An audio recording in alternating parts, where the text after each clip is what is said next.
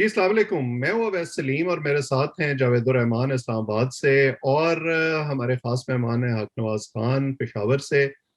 حق نواز صاحب بہت سینئر صحافی ہیں اور خاص طور پر یہ جو پاکستان افغان امور ہیں ان پر بڑی نظر رکھتے ہیں۔ یہ جو افغان جنگ چلتی رہی ہے اس پر بڑا کام کیا ہے انہوں نے، اور اس کے بعد کے جو اب حالات ہیں ان پر خاص طور پر ہم ان سے بات کرنا چاہتے ہیں۔ حق نواز صاحب آپ کو بہت شکریہ ہمیں وقت دینے کے لیے۔ یہ جیسے ہم پروگرام سے پہلے بھی بات کر رہے تھے کہ 20 سال افغانستان میں یہ جنگ چلتی رہی اور پاکستان کے اندر اس کے حوالے سے مختلف قسم کی آرا رہی، لیکن جب یہ اختتام کے قریب آ رہی تھی تو ایک بڑا خیال تھا ہماری حکومت کا بھی، اسٹیبلشمنٹ کا بھی، کہ اب پاکستان کو کم از کم اس بارڈر کی طرف سے کچھ سیکیورٹی ملے گی، کچھ راحت ملے گی، اتنی مشکلات نہیں ہوں گی۔ لیکن لگتا ہے کہ ابھی تک مشکلات کا سلسلہ کم نہیں ہوا۔ اس کی کیا وجہ ہے آپ کے خیال میں؟ بہت شکریہ اویس صاحب اور جاوید الرحمان صاحب۔ بات یہ ہے کہ اگر ہم دیکھیں تو افغانستان کے حوالے سے جو بات ہوئی پچھلے سال 2021 میں، 20 سال کی اگر ہم بات کریں تو ایک مسلسل افغانستان میں ایک ایسی حالت رہی کہ وہ حالت جنگ میں تھے۔ ویسے تو یہ پچھلے 43 سال سے وہاں پہ ایسے حالات چل رہے تھے مختلف گروپوں کے درمیان، اور پھر بعد میں جا کے وہ جو عالمی جنگ تھی دہشت گردی کی، اور افغانستان میں جب وہ آ گئے تھے امریکی اور نیٹو افواج، تو پاکستان جو ہے، ایک تو افغانستان اور پاکستان ایک دوسرے سے اس حوالے سے جدا نہیں ہو سکتے۔ ایک بہت لمبی سرحد ہے جو افغانستان اور پاکستان کو دونوں کو آپس میں ملاتے ہیں۔ ایک تو یہ ایک ایسا ایشو ہے کہ جس وجہ سے افغانستان میں کوئی حالات ہو تو ان کا براہ راست اثر جو ہے وہ پاکستان میں، خاص کر اگر ہم دیکھیں تو یہاں کے جو پاکستان کے جو خیبر پختونخوا یا جو سابق ہم قبائلی اضلاع بلوچستان، یہ ریجن جو ہے اس میں ان کے اثرات نظر آتے ہیں۔ اب یہ ہے کہ پاکستان میں، اور یہ تصور خیال یہی تھا کہ جب افغانستان میں طالبان آ جائیں گے تو چونکہ پاکستان کے ساتھ ان کے اچھے تعلقات تھے، اور زیادہ تر یہی رپورٹس اور یہی دنیا میں ہوتا رہا ہے کہ ان کے لیڈران یہاں پہ آتے جاتے رہے، یہاں کے مدارس سے فارغ تھے۔ اور دوسرا یہ تھا کہ ایک بیک گراؤنڈ بھی مسئلے کی لحاظ سے بھی اگر ہم دیکھیں تو دیوبند اسکول آف تھاٹ کے لوگ جو ہے وہ افغان طالبان ہے، اور یہاں پہ بھی جو ہمارے علماء ہے تو ان کے ساتھ ایک ایسا رشتہ ہے کہ اگر یہ اقتدار میں آ جائیں گے تو اس کے بعد پاکستان کے لیے تھوڑی سی جو مشکلات ہیں وہ ختم ہو جائے گی، اور جو مغربی سرحد سے جو واقعات پچھلے 20 سالوں میں ہوتے رہے یا اس سے پہلے ہوتے رہے تو اس میں کمی آ جائے گی۔ لیکن جب افغان طالبان افغانستان میں کابل میں بیٹھ گئے تو چونکہ وہ معاملات ایسے تھے، اور ابھی تک وہاں پہ وہ استحکام نہیں آیا۔ ان کے اپنے مسائل ہے، ان کے جو اگر آپ دیکھیں افغانستان کے اندر تو ان کو کافی چیلنجز ہے، سیاسی چیلنجز ہے، اقتصادی چیلنجز ہے، وہاں پہ دفاع کے حوالے سے جو ہے سارے ادارے جو ہے ان کو ری بلڈ کرنا ہے، دنیا کے ساتھ کیسے چلنا ہے، وہاں پہ وہ ساری چیزیں جو ہیں وہ وہیں پہ مصروف تھے۔ تو کچھ گروپ ہے خاص کر جو پاکستانی کئی سالوں سے جب سے ان کے خلاف آپریشن شروع ہوئے تو وہ جا کے افغانستان میں پناہ لیتے تھے، جس کو ابھی بھی وہاں پہ پاکستانی مہاجرین کے نام سے وہ ایون افغان طالبان بھی ان کے بارے میں کہتے ہیں۔ کافی بڑی اہم بات آپ نے کی ہے، کیونکہ ہمارے یہاں یہ بھی کہا جاتا تھا کہ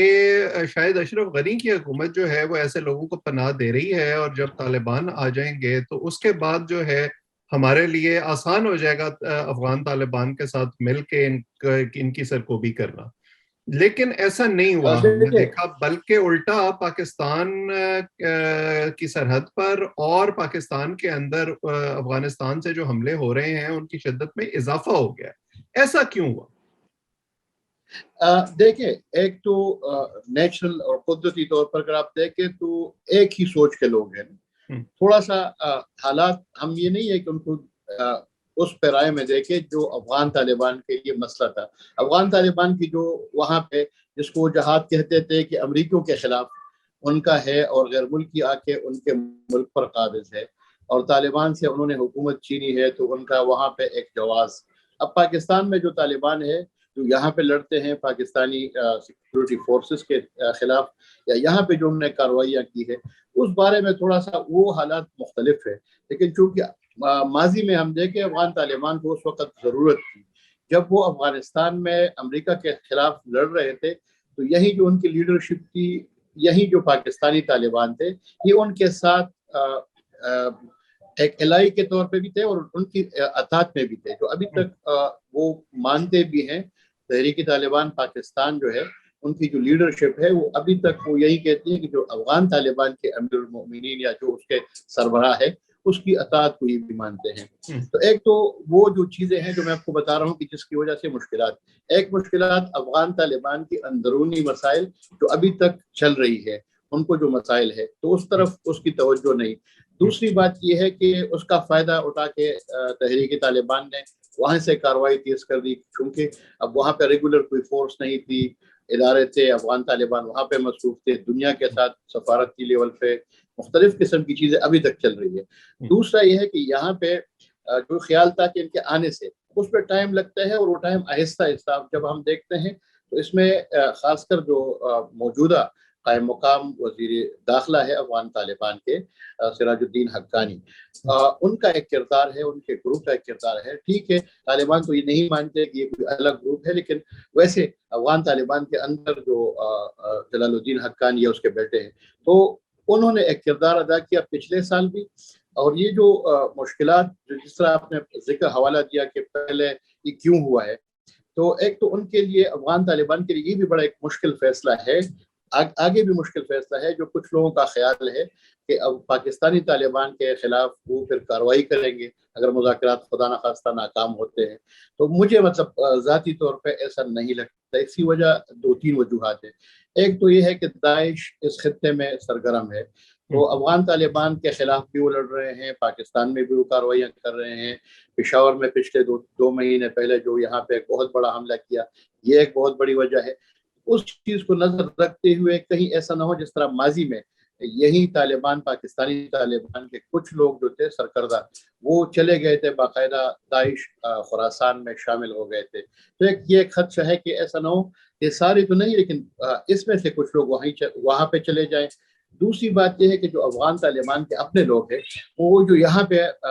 پاکستانی طالبان کے ساتھ ان کا ایک طریقہ ہے، ایک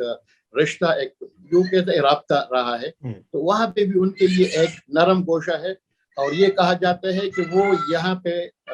وہ کارروائی نہ کرے افغان طالبان کے اندر، کہ وہ پاکستانی طالبان کے خلاف نہ کرے، کیونکہ وہ سابق وہی کہتے ہیں جو ان کے مطابق مجاہدین تھے اور ہمارے ساتھ وہاں پہ ہمارے میزبان تھے، تو اگر ان کے خلاف ہم کارروائی کریں گے تو افغان طالبان کے اندر سے بھی ایسی آوازیں اٹھ رہی ہے. کچھ لوگ اس پہ اعتراض کر رہے ہیں کہ آپ کیوں ان کو مجبور کر رہے ہیں یا ان کے خلاف کارروائی کر رہے ہیں. تو ان وجوہات، جو 3 وجوہات میں نے آپ کو بتائی، اسی وجہ سے ان کا فائدہ تحریک طالبان نے ہی لیا کہ انہوں نے اپنی کارروائیوں میں اتنا اضافہ کیا کہ تقریباً اوسطاً ایک مہینے میں کوئی 40 سے لے کے 45 بلکہ 50 تک ایک مہینے میں حملے کیے. اور زیادہ تر انہوں نے طریقہ کار یہ تبدیل کیا ہے کہ ماضی کی طرح وہ عوامی جو یا عام شہریوں کو نشانہ بنانے کی بجائے سیکورٹی فورسز یا ان لوگوں کو، سیاسی لوگوں کو یا وہاں کے قبائلی مشران کو ٹارگٹ کر رہے ہیں جو ان کے بقول طالبان کے ساتھ یا لڑتے ہیں یا ان کی مخالفت کرتے ہیں. تو یہ ایک سیناریو ہے، یہی وجہ ہے کہ یہ جو حملے ہیں یہ بڑھ گئے ہیں اور اس میں کمی نہیں آئی ہے. جی حق نواز صاحب، یہ ابھی آپ نے بتایا، آپ نے سارا سینیریو بڑے اچھے طریقے سے ہمیں یہ جاننا چاہ رہے ہیں کہ یہ جرگہ جو ہے، اس میں ثالثی کردار کتنا اہم رہا یہ افغان طالبان کا، اور ساتھ ساتھ لڑکیوں کی تعلیم کے متعلق جو پہلے ایک بات چلی تھی کہ اب یہاں لڑکیوں کی تعلیم وہاں سے دوبارہ ویسے ہو جائے گی جو پہلے سے تھا معاملہ، جو ہم نے پچھلے جو ان کے معاہدے سامنے آئے تھے اس کے اندر ایک سب سے ایک پوائنٹ تھا کہ لڑکیوں کی تعلیم جو ہے، بچیوں کی تعلیم، وہ اس طرح سے دوبارہ بحال کر دی جائے گی. آپ اسے کیسے دیکھ رہے ہیں؟ دیکھیں، جو افغان طالبان ہے ان میں جو مختلف میں تو یہ کہتا ہوں کہ ٹھیک ہے ان کا ایک مقصد اور ایک تنظیم تو ایک ہے، لیکن اس میں کچھ سوچ کے لوگ ایسے ہیں کہ جو چاہتے ہیں کہ وہ دنیا کے ساتھ چلے اور افغانستان کے عوام کے مفاد کے لیے بھی کچھ چیزیں ایسی ہیں کہ جو سیاسی چیزیں ہیں، لیکن جب میں دیکھتا ہوں کچھ فیصلوں کو، وہاں پہ ابھی جو سختگیر موقف رکھنے والے لوگ ہیں ان کا ایک ٹھیک ٹھاک اثر رسوخ ہے۔ تو تعلیم کے حوالے سے آپ نے بات کی، تو اس کے حوالے سے میں یہ کہوں گا کہ ایک جو ابھی حالیہ دنوں میں وہاں کے جو ان کے سینئر کافی رہنما ہے عباس خانقزئی، انہوں نے بڑے کھلے عام ایک پروگرام میں، ایک اجلاس میں طالبان کے موجودگی میں انہوں نے یہ کہا کہ آخر ہم مطلب کیوں ابھی تک یہ نہیں کر پائے، تو چونکہ اس پہ اعتراضات بھی ہو رہی ہے، اور باقی یہ ہے کہ پاکستان سے مفتی تقی عثمانی اور باقی علماء کرام نے بھی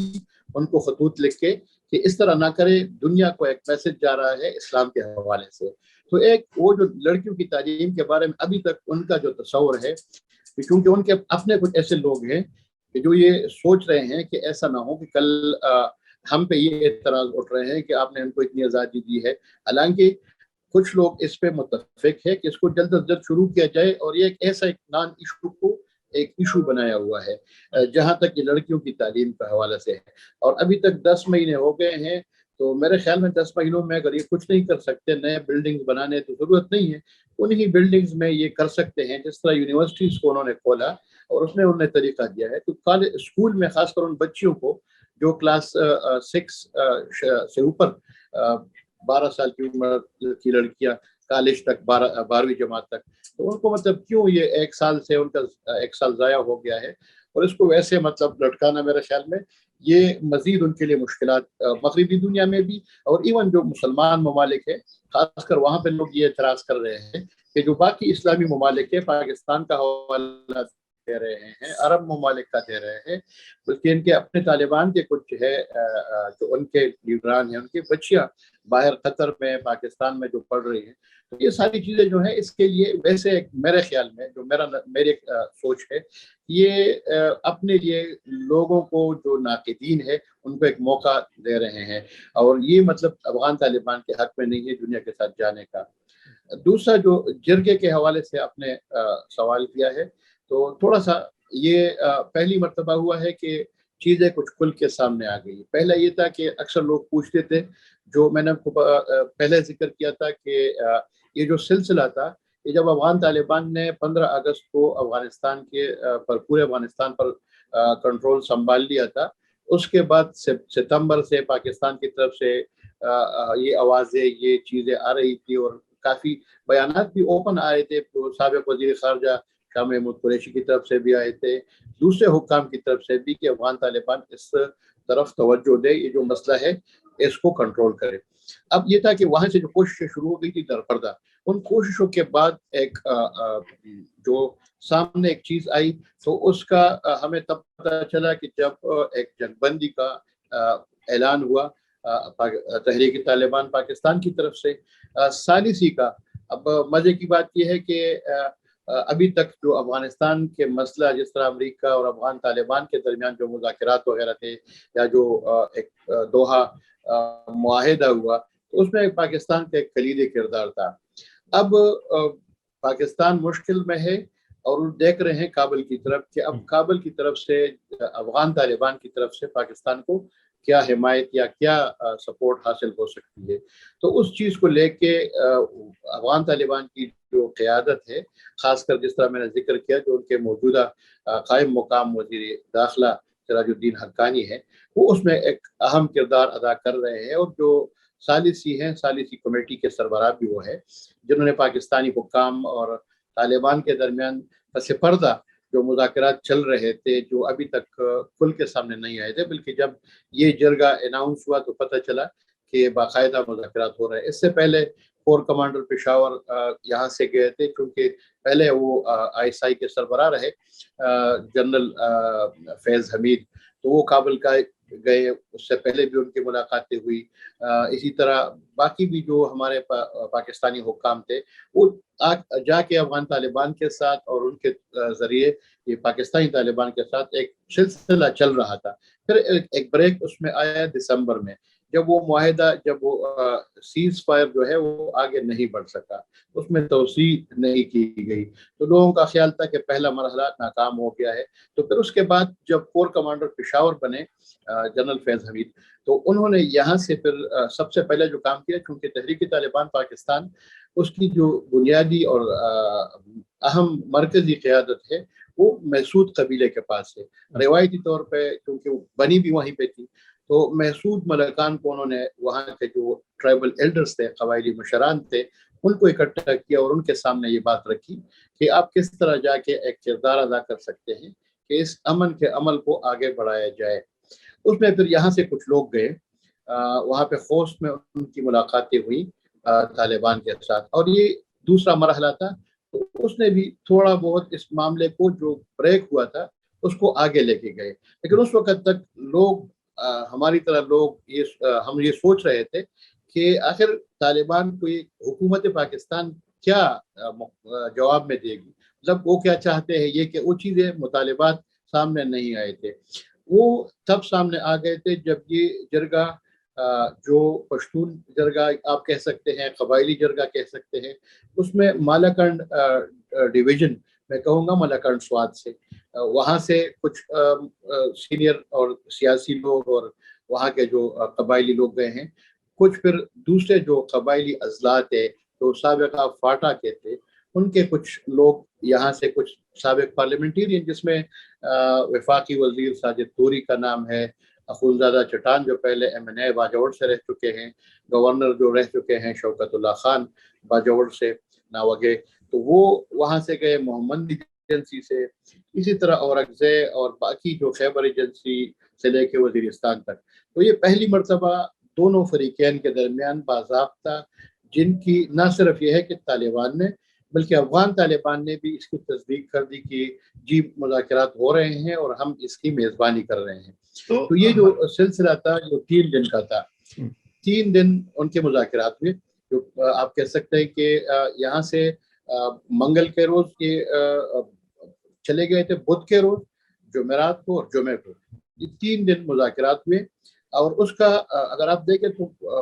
اس طرح تو نہیں تھا کہ اچانک، کیونکہ مسئلہ بہت پیچیدہ ہے، اتنا آسان بھی نہیں ہے جس طرح ہم باہر سے بیٹھ کے لوگ سب۔ یہی میں آپ سے پوچھنا چاہتا ہوں حق نواز صاحب کہ اگر آپ اس کی نشاندہی کریں کہ بنیادی مسئلہ ہے کہاں، اور آپ کتنے پر امید ہیں کہ اس کا کوئی حل نکل سکتا ہے؟ دیکھیں، جب تک افغان طالبان کی وہاں پہ موجودگی ہے اور حقانی سراج الدین حقانی، تو وہاں سے جو سپورٹ ہے پاکستان کو، اور خاص کر اس مسئلے کو حل کرنے کا، کیونکہ وہ یہاں پہ بھی رہ چکے ہیں، ان کے رشتے بھی یہاں سے وزیرستان میں کافی رہ چکے ہیں افغان جہاد کے زمانے میں روس کے خلاف، تو جو چیزیں ڈسکس ہوئی ہیں، جو سامنے آئی ہے، ایک تو جو افغان طالبان پاکستانی طالبان کا وہ خط تھا جو انہوں نے اس جرگے کے لوگوں کو افغان طالبان کے ذریعہ دیا، یہ پہلے دن کی بات تھی۔ پھر دوسرے دن جا کے ان کا بیان آیا، جب دوسرے دن مذاکرات ہوئے، تو جو اچھی بات اور اچھی پیش رفت کو میں کہوں گا وہ یہ تھی کہ جو جنگ بندی 30 مئی کو ختم ہو گئی تھی، اس حکم ثانی طالبان نے بھی دوبارہ اس میں توثیق کر دی کہ چونکہ مذاکرات ہو رہے ہیں اور یہ پشتون روایت کے مطابق یہ جرگہ آیا ہوا ہے، تو اس کی خاطر ہم یہ کہتے ہیں کہ جب تک مذاکرات ہو تو حکم ثانی، کچھ لوگ غیر مدت کچھ بھی کہہ دیں، ٹائم فریم نہیں ہے جب تک یہ مذاکرات چل رہے ہیں۔ بات کس چیز پہ ہو رہی ہے؟ اب ان کی طرف سے جو بیان سامنے آیا ہے اور جو خط آیا ہے طالبان کا، تو ایک تو ان کا مطالبہ ہے کہ جو اسلامی نظام پہلے 2009 میں ایک معاہدہ ہوا تھا صوبائی حکومت کا ANP کے دور میں اور پیپلز پارٹی کی حکومت میں سوات طالبان کے ساتھ، نظام عدل، اس کو نافذ کیا جائے مالاکنڈ سوات میں جو 7 اضلاع تھے۔ دوسرا جو قبائلی اضلاع ہے اس کو بھی اسی ماڈل کو یہاں پہ بھی اپلائی کیا جائے، کیونکہ ان کا جو موقف تھا، جو بیان سے میں آپ کو بتا رہا ہوں کہ ہم یہ جو ہاتھ جو کر رہے تھے تو یہ اسلامی نظام اور اللہ کی حاکمیت کے لیے کر رہے تھے۔ دوسری بات جو ان کا ایک مطالبہ ہے کہ جس کو ابھی تک لوگ کہتے ہیں کہ اس میں ٹیکنیکل مسائل ہیں، تکنیکی وجوہات پر اس میں ٹائم لگ سکتا ہے اور اس پہ سیاسی پاکستان میں بھی تنقید بھی ہو سکتی ہے اور مشکلات بھی ہے، وہ ہے طالبان، تحریک طالبان کا مطالبہ ہے کہ جو قبائلی علاقے جس کو سابقہ فاٹا ہم کہتے ہیں، اس کی وہی پرانی حیثیت، آزاد حیثیت دوبارہ بحال کی جائے. جو سن 2018 سے پہلے میرے خیال میں جو ترمیم کی گئی تھی قانون میں، جو 25ویں آئینی ترمیم تھی اگر میں غلط نہ ہوں، تو اس کے تحت جو اس کی جو خصوصی حیثیت تھی وہ ختم ہو گئی تھی. تو وہ کہتے ہیں کہ اس کو دوبارہ وہ سٹیٹس لے کے واپس لایا جائے، اور اس کے لیے وہ دلیل یہ دیتے ہیں کہ یہ علاقہ جو ہے یہ افغانستان اور اس خطے میں برطانویوں کو شکست دینے کے لیے اس نے ایک کردار ادا کیا ہے. جو قبائل 7 اضلاع ہے، اور میرے خیال میں جو نیم قبائلی علاقے جس کو ہم فرنٹیئر ریجنز کہتے ہیں، کوئی میرے خیال میں 6 یہ ہیں. ٹوٹل کوئی 7 ڈسٹرکٹ بنتے ہیں، اور یہ 6 تحصیل آپ سمجھ لیجئے گا FR کے علاقے.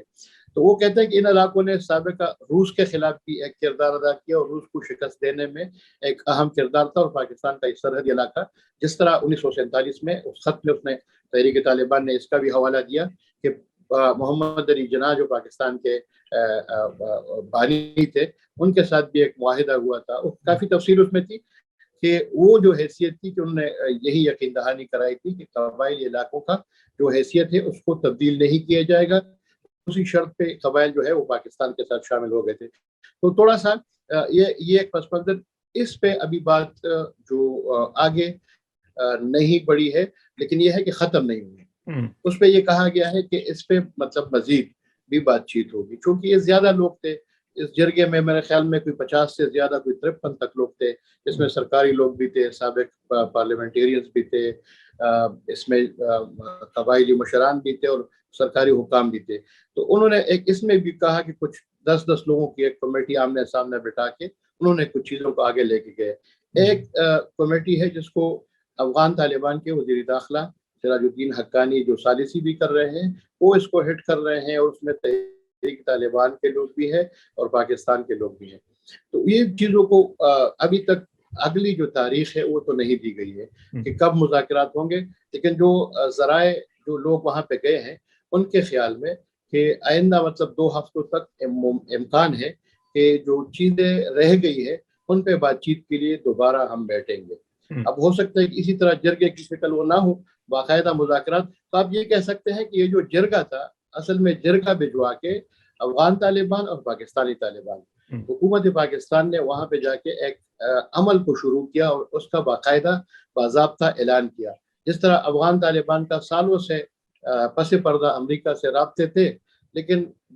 آخر میں جا کے میرے خیال میں 2019 میں جا کے اس کا باقاعدہ باضابطہ اعلان ہوا کہ جی امریکہ اور اس کے درمیان سیاسی دفتر دوحہ میں ہے، مذاکرات ہو رہے ہیں. اسی طرح کابل میں یہ مذاکرات، اب اس کے آگے پھر کتنی کمیٹیز بنتی ہے، کیونکہ جو ایشوز ہے خاص کر جو فاٹا مرجر والا جو ایشو ہے جو انضمام ہوا ہے خیبر پختونخوا میں، ان کو واپس کرنے کا ہے. تو اس میں میرے خیال میں سیاسی مزاحمت پاکستان کی طرف سے بھی، اور ابھی تک جو میری اطلاع ہے تو جو پاکستانی حکام ہے وہ بھی اس چیز کو ماننے کو تیار نہیں ہے. اب آگے جا کے اس کا کیا فیصلہ ہوتا ہے وہ میرے خیال میں جب یہ اگلی بار بیٹھیں گے تو یہ چیز بھی ڈسکس کریں گے. بالکل صحیح. اور جیسے آپ نے کہا کہ یہ سارے جو معاملات اس وقت چل رہے ہیں یہ ابھی چند ماہ میں سامنے نہیں آئے، ان کا ایک تاریخی پس منظر ہے اور وقتاً فوقتاً یہ مسئلہ سر اٹھاتا رہتا ہے. تو اب دیکھتے ہیں کہ اس حوالے سے حکومت کیا فیصلہ کرتی ہے. اسٹیبلشمنٹ کا رول بڑا اہم ہوگا. آپ نے جو سارا پس منظر بیان کیا میرا خیال ہے کہ اس سے ہمارے دیکھنے والوں کو بھی بڑی مدد ملی ہوگی اس سارے مسئلے کو سمجھنے میں. آپ کا وقت دینے کے لیے بہت شکریہ. جاوید صاحب آپ کا بھی شکریہ. جو لوگ ہمیں دیکھ رہے ہیں وہ اس چینل کو سبسکرائب کریں تاکہ ہماری گفتگو آئندہ بھی آپ تک پہنچتی رہے. آج اتنا ہی. آپ سب کا بہت بہت شکریہ.